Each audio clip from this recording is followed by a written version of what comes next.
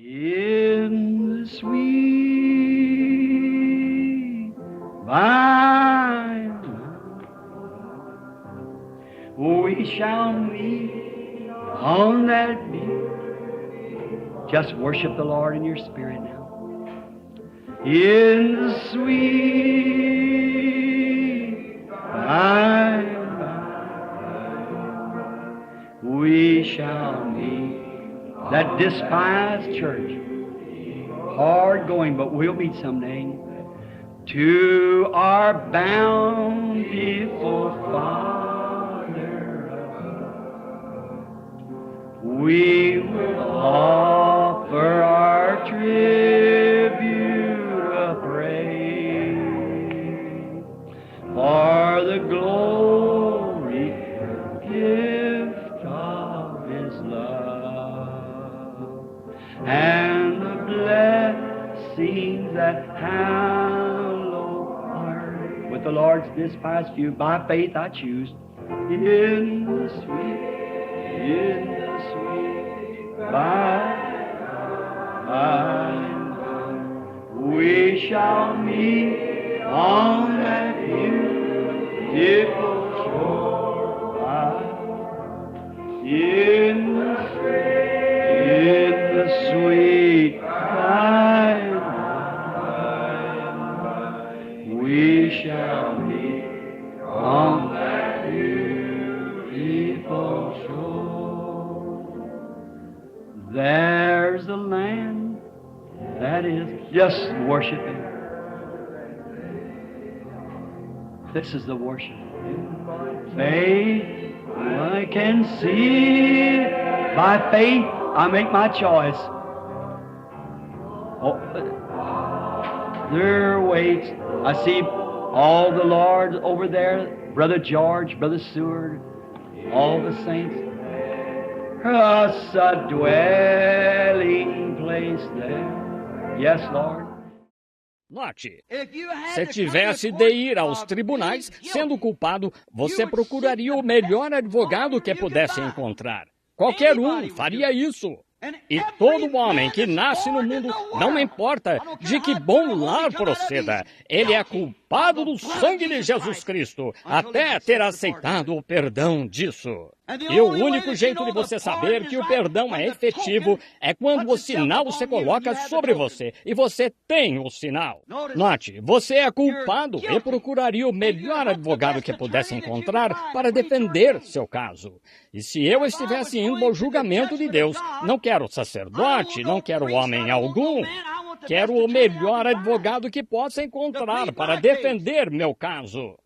Permita-me dizer-lhe isto, meu amigo cristão. Nosso advogado também é nosso juiz. E nosso juiz se tornou nosso advogado. O caso está resolvido quando recebemos seu perdão. O próprio juiz desceu e se tornou o advogado. E o advogado e o juiz são a mesma pessoa. Deus se tornou homem para poder justificar o homem por sua própria morte que ele colocou sobre ele. Aleluia! Isso significa, louvado seja o nosso Deus. Ele merece todos os louvores. Nosso juiz e nosso advogado são a mesma pessoa. O Espírito Santo é o sinal de que fomos perdoados. O caso está encerrado. A todo homem e mulher que recebeu o batismo do Espírito Santo de verdade, foi julgado, está identificado com seu advogado, com seu juiz, com seu sacrifício, e o sinal que ele tem em sua posse mostra que sua viagem está paga para a glória. Amém! Está tudo acabado. Ele está de posse desse sinal. É dele, o batismo do Espírito Santo, que é a testemunha da ressurreição de Jesus. Amém. Vocês creem? Essa é a sua identificação. Você está de posse do sinal. Agora, se não tem esse sinal, você não entrará. É necessário você ter o sinal. Esse é o preço exigido. Vendo eu o sangue é o sinal. Vendo eu o sangue, passarei por cima de vós. Necessário é lhe ter o sangue. Senão, ora, você não irá. Você tem de ter o sinal. Se o sinal não fosse exposto, o sinal não fosse mostrado lá, nem o pacto estaria em vigor. Você diz, bem, agora, irmão Branham, agora espere aí. É exatamente isso. O sinal estava acima do pacto, porque Israel tinha um pacto de ser circuncidado e qualquer judeu podia sair e mostrar a qualquer pessoa: posso provar-lhe que sou circuncidado, sou judeu, sou circuncidado segundo a ordem de Jeová. Todavia, isso não o isentava, se o sinal não estivesse lá também. Ele devia expor o sinal. Entendem? O sinal tem de estar lá, mesmo assim. E se você está no pacto, se algum judeu dissesse, não vou pôr sangue na minha porta, posso provar que sou judeu do pacto, o anjo da morte o pegaria. Não importa o quanto ele fosse leal, o quanto fosse membro da igreja, quanto de dízimo pagasse, o quanto dissesse que cria em Jeová, Jeová exigia esse sinal. Ele também faz isso hoje. Tem de ser, deve ser. Pois não há outro caminho debaixo do céu, nenhum outro nome dado, qualquer caminho. Não importa quão bom, quão leal, esse sinal tende a estar lá e exposto. O sangue, você diz, bem, eu matei o cordeiro e o coloquei num jarro, eu o coloquei aqui atrás. Não foi o que ele disse. Deve estar na verga e no lugar da porta. Tem de estar exposto. E sua vida tem de expor que o sinal está em você. Ó pentecostais, o que há de errado com vocês? Cabelo curto, rosto pintado, homens com piadas sujas e tal. Onde está essa demonstração de que o sangue do meu Senhor Jesus Cristo é o sinal do Espírito Santo? Vocês tendo aparência de piedade e chamando feitiçaria e tudo mais as obras de Deus, feitiçaria. Como se expõe um sinal? Dizem, sou não me importa o que seja. Sou batista, sou preso. Não me importa o que seja. Esse sinal tem de estar aí. Deus o requer e nada além disso. Você diz, bem, tenho doutorado. Não me importa quantos diplomas tenha. Deus requer esse sinal e somente isso. É um indicativo de que sua passagem está paga. Ele não vai aceitar suas credenciais ou outra coisa. Ele tem de ter esse sinal. O motorista do ônibus diz, ei, espere aí, essa não é a passagem. O funcionário do avião diz, bem, agora saia. Uma passagem é o sinal. Você vai lá e diz ao piloto, aqui, quero embarcar no seu avião. Quanto é? Vá pegar sua passagem. Ah, eu pagarei você. Não posso receber. Você não embarcará no meu avião até ir pagar o preço e pegar a passagem. Estou esperando a passagem. Você diz, bem, eu fui à escola, fiz isso, Não me importa o que tenha feito. Você tem de ter o sinal ou não embarca. Amém e amém. Não conseguem ver? Deus requer esse sinal. Vendo eu o sangue, e só vendo eu o sinal, passarei por cima de vós. Se não estava exposto, o pacto nem tinha valor. Um judeu poderia dizer com certeza e provar ser um judeu circuncidado. Ele poderia levar os irmãos até lá e dizer, olhem aqui, sou circuncidado. Não significava nada. Você diz, sou metodista, sou batista, sou pentecostal, sou isso, sou aquilo. Não significa nada.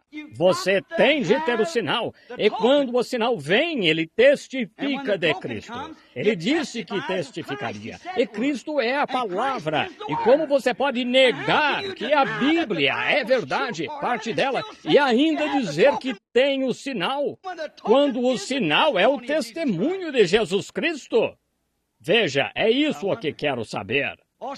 Diz, não creio que os dias de milagre... olhe, não há sinal lá. O sinal pontua cada palavra com um amém. Tudo, porque é o próprio Deus, está vendo? Muito bem. Mas se o sinal não estava lá, o pacto não tinha valor, era anulado. É o mesmo agora. Não importa o quanto você diga, o quanto dissesse, creio em toda a palavra da Bíblia. Diz, irmão Branham, eu posso lhe citar metade dessa Bíblia, toda a Bíblia de cor. Creio em cada detalhe dela. Isso é bom, Satanás também crê. É preciso o sinal.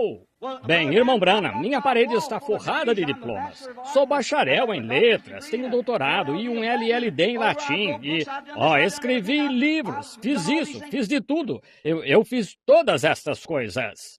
Não me importa, isso está bem. Todavia, você tem de ter o sinal. O sinal, mesmo assim o sinal é exigido. Você diz, sou estudante da Bíblia, sou uma boa pessoa, sou isso, aquilo. Isso pode ser ótimo, tudo isso é bom, mas mesmo assim tem de ter o sinal. Agora, a morte estava prestes a ferir o Egito a qualquer momento. E a morte também está prestes a ferir a nação agora a qualquer momento. Anna Jean, sinto como seu pai, que certa vez fez um comentário, sempre gostei disso. Ele disse, sabe, esta nação com os mesmos pecados, se Deus deixar os Estados Unidos passarem impunes com o que está fazendo, ele estará moralmente obrigado a levantar Sodoma e Gomorra e lhes pedir desculpas por tê-las queimado. E é isso mesmo. Lembrem-se, Israel pagou por todo o pecado que cometeu e nós também pagaremos. Quão desleixados estamos ficando? Apertem a armadura. Voltem para Deus, igreja. Não estou dizendo essas coisas para ser diferente, estou lhes dizendo como advertência. Creiam. A morte estava prestes a atacar. Deus lhes havia mostrado sua graça e sua misericórdia por meio de poderes e sinais e maravilhas. Ele também mostrou hoje antes de tirar a igreja. Mesmo assim, eles não quiseram se arrepender e crer na mensagem. Vejam, houve uma mensagem pouco antes da retirada da igreja. Sempre tem de haver. É a mesma coisa agora. Todo acontecimento espiritual é um sinal de Deus. Vocês creem nisso? É como a mensagem. Há um sinal e então a mensagem segue o sinal. Deus disse a Moisés, se não crerem na voz do primeiro sinal, talvez creiam na voz do segundo sinal. Agora, quando virem sinais acontecendo e nenhuma mensagem acompanhando, é a mesma velha escola de teologia. E continuando assim, isso não veio de Deus. Mas onde um sinal se mostra, uma mensagem o segue. Agora olhem, Jesus entrou em cena. Estou ensurdecendo vocês? Ou quem estiver controlando este microfone aqui parece estar dando eco. Talvez esteja um pouco alto. Quero que entendam isto. Quando Jesus entrou em cena, ele não dizia muitas coisas ao povo. Todos o queriam em sua igreja. Este jovem profeta, estamos tão felizes em tê-lo. Ele estava curando os doentes. Glória a Deus! Deus levantou um grande homem entre nós. Estava ótimo. Então, certo dia, chegou ao ponto em que esse foi o seu sinal. Isaías 35 disse que seria um sinal. Os coxos saltariam como cervos, e assim por diante. Os cegos enxergariam. Foi um sinal. Ele expôs seu sinal como Messias e tal, e muitos deles disseram sim, eu poderia aceitar isso. Bem, agora, se isso foi um sinal, tem de haver uma voz desse sinal. Qual foi a voz acompanhando isso? Quando ele começou a ensinar sua doutrina e chamá-los de bando de serpentes traiçoeiras, ele não foi popular desde então. Vejam. Quando a voz veio com o sinal veio primeiro. Moisés desceu ao Egito com um sinal. E ele jogou sua vara no chão, transformou-se em serpente. Isso foi um sinal. Mas pouco depois, a voz veio com o sinal. Então, foi diferente. Vejam, eles não querem isso. A voz tem de seguir um sinal. E em nenhum outro tempo poderia ter vindo o sinal naquele tempo, pois era tempo das Escrituras se cumprirem. Vejam o que ele lhe disse na sarça ardente. Vi os gemidos e ouvi os do meu povo, e vi suas aflições pelos exatores do Egito, e lembro-me da minha promessa que fiz a Abraão. Os 400 anos haviam acabado, e ele disse a Abraão que eles estariam lá. Vejam, não poderia acontecer em nenhum outro tempo. Moisés teve de vir exatamente naquele tempo. O grande relógio de Deus marca a hora perfeitamente. Não estará um minuto adiantado, nem um minuto atrasado. Será exatamente na hora certa. Bem, então, vejam, Tudo estava funcionando certinho. Não poderia vir em outros tempos. Tampouco essas coisas poderiam vir em outros tempos. E isso não poderia ter acontecido nos dias de Lutero. Não poderia ter acontecido nos dias de Wesley, nos dias dos batistas ou metodistas em seus dias. Isso não poderia ter acontecido. Tem de vir agora. Israel tem de ser uma nação. As igrejas têm de ser como são agora. Tinha de haver uma terceira mensagem, uma terceira era da igreja. Tinha de haver uma Laodiceia. Não poderia se formar até os pentecostais terem vindo e feito tudo o que puderam e sair e se organizar e fazer o que fizeram. Então tem de vir. Então vem o Senhor. Quando o expulsam da igreja, Ele é a palavra. Eles temem desafiar essa palavra em qualquer lugar. Ficam bem calados sobre ela, no entanto, contendem sobre isso. Aqui em Chicago, não faz muito, quando o Senhor me deu uma visão, havia 300 ministros lá. Eu disse, agora, sei o que vocês... sobre a semente da serpente e tal. Eu disse... um de vocês pegue sua Bíblia e venha ficar ao meu lado e provar ao contrário. O grupo mais quieto que já se ouviu. Eu disse, então deixem-me em paz. Vejam, está fora da linha do pensamento deles. Todavia, dizem, o irmão Branham é profeta quando está ungido, mas quando a unção o deixa, não sei. Se isso não é característica de um teólogo confuso. A palavra profeta significa um revelador divino da palavra. A palavra do Senhor vem aos profetas. Foi assim que Jesus foi identificado. E disseram, depois da ressurreição, disseram, sabemos que ele era profeta de Deus. Vejam, ninguém poderia fazer estas coisas se Deus não fosse com ele. Todavia, não aceitaram sua mensagem. Eles não aceitaram João, e ele era profeta. Não aceitaram Elias, nenhum dos demais, e eles tinham a revelação divina. A palavra profeta em inglês, palavras em inglês podem significar qualquer coisa, significa um pregador, mas quando se diz profeta, da antiga Bíblia, significava um vidente, e suas credenciais eram que o que ele dizia acontecia. E isso era um sinal de que ele era profeta. Ele também. Esse era um sinal de que ele tinha a revelação divina da palavra escrita. E então Deus, confirmando-a em seguida, aprovava. Como? Bem, tem de ser assim, é só. Não há como contornar isso. Deus disse que seria assim e aí está. Mas aí está hoje. Vejam, esse sinal tem de estar aí, que identifica essa palavra e mostra que é a exata verdade.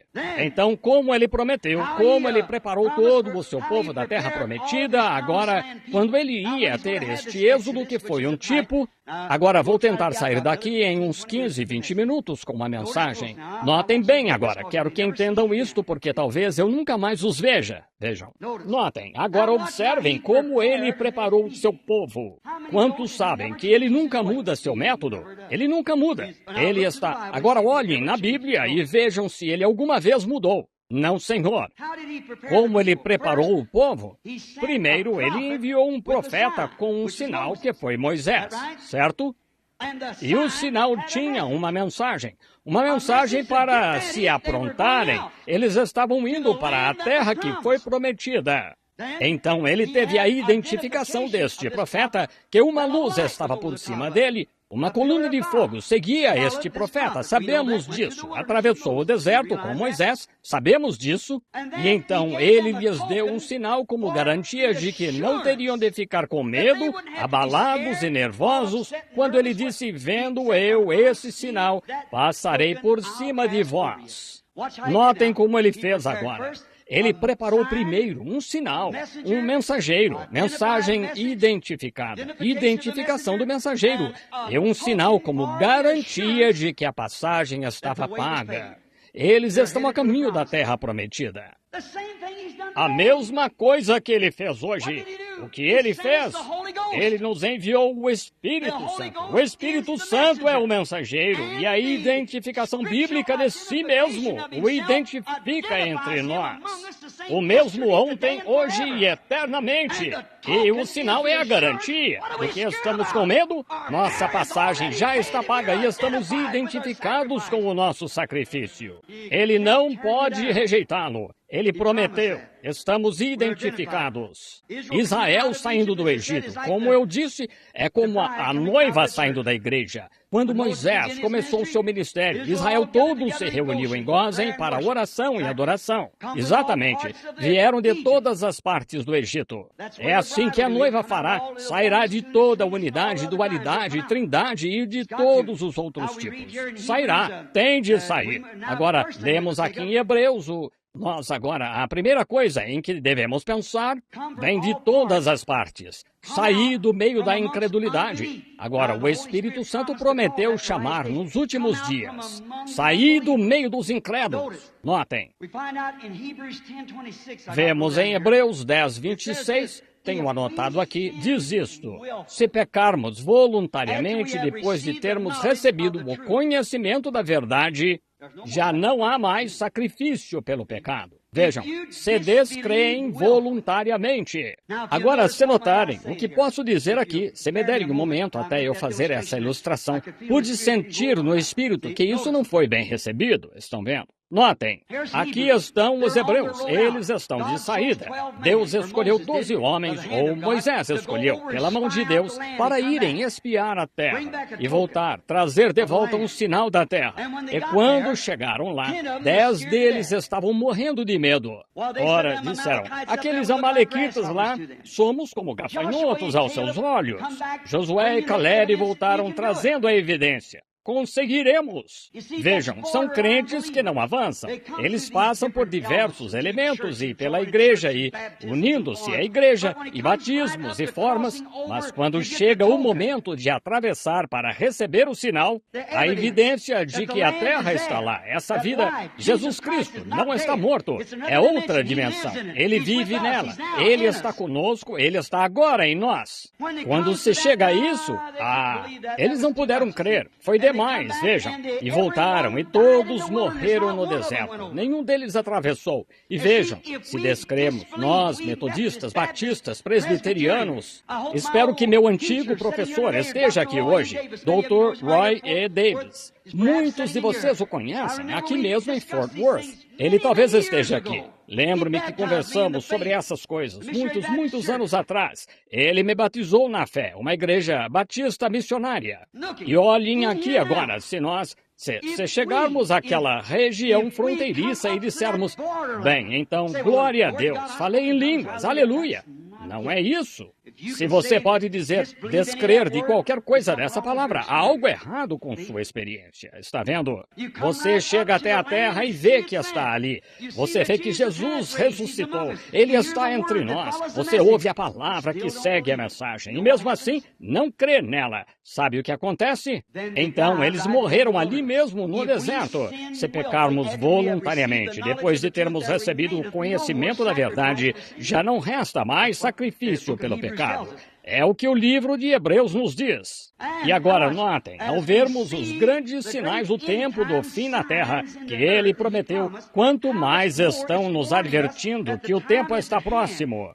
Deixem de ser incrédulos. Unam-se. Devemos amar uns aos outros e crer e nos separarmos do mundo. Notem, eles não deviam apenas se reunir e falar sobre a mensagem, eles deviam entrar nela, se pôr sob o sangue, não vir e dizer, sabe, Moisés os disse. O mensageiro, ele nos disse que devíamos ter sangue. O que acham disso, rapazes? Não era isso. Matem o cordeiro e ponham o sangue aí.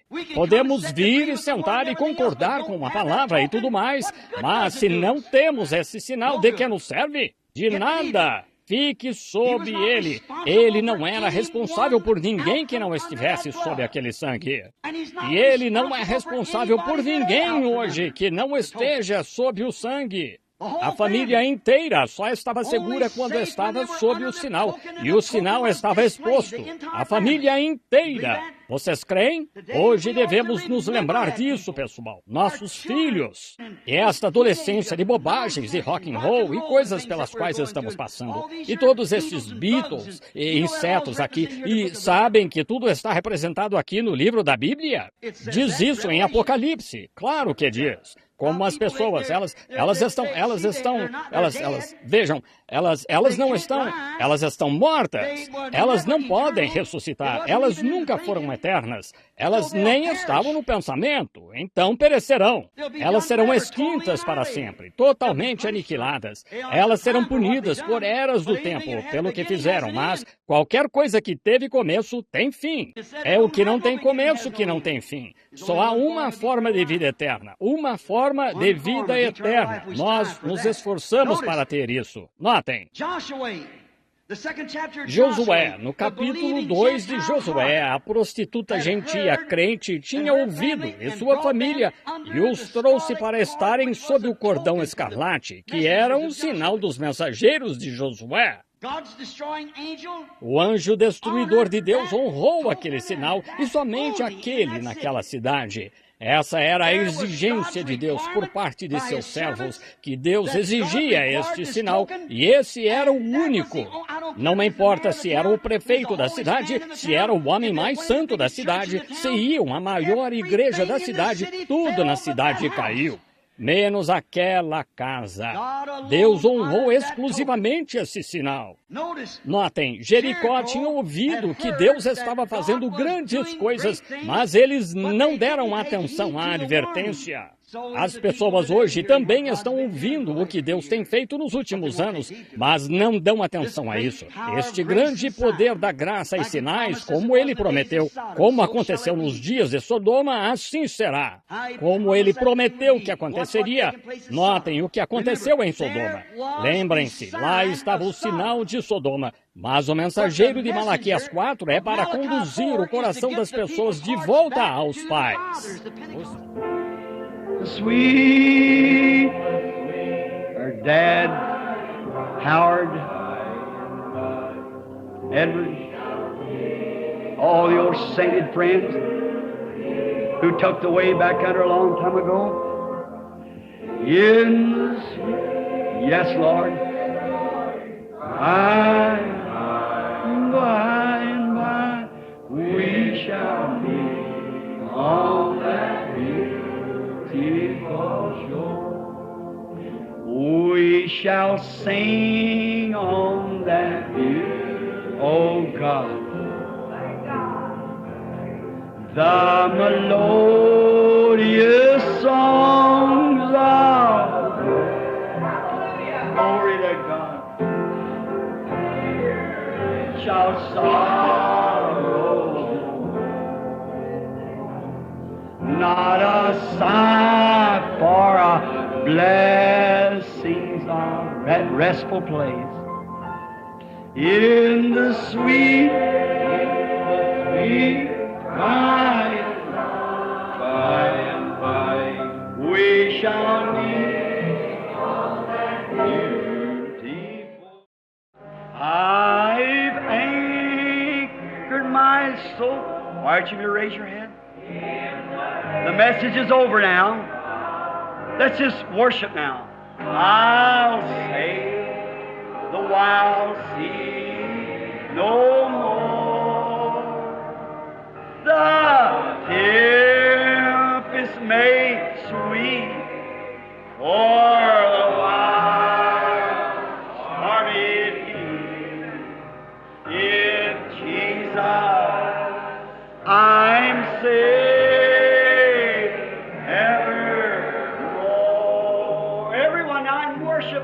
I've anchored my soul in a haven of rest.